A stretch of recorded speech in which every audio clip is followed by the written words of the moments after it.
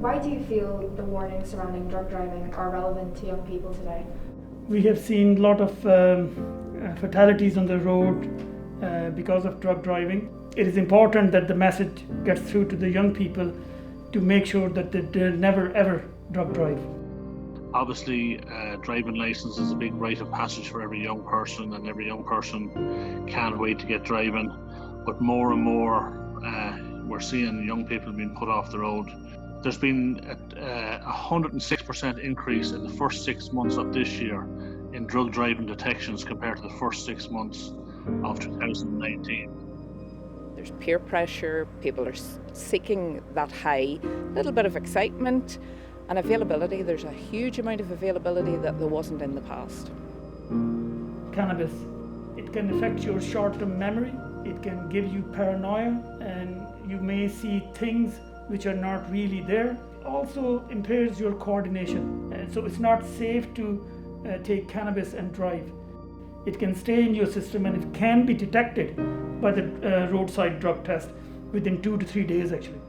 We have a machine called the Draeger 7000, and the machine after 9 minutes will analyse that stick with the saliva on it and will give you a positive or a negative reading for cannabis, cocaine, if that person has been taken any of the drugs. The immediate consequences of a positive drugs test for the driver is arrest. That person will end up getting a summons or a charge sheet for court and will end up in front of the district court.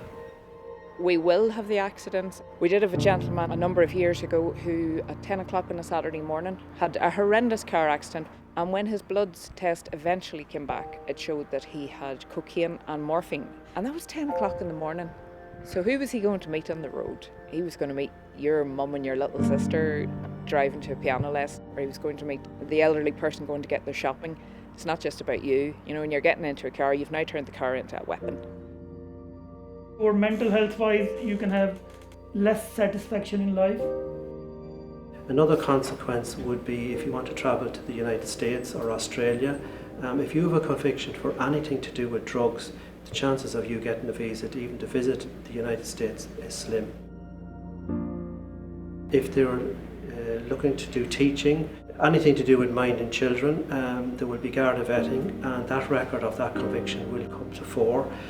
That will determine whether that person gets the job from the people that are looking to employ them. Staff feels sad actually to see young people wasting their life. It's an awful waste of life to waste it on drugs.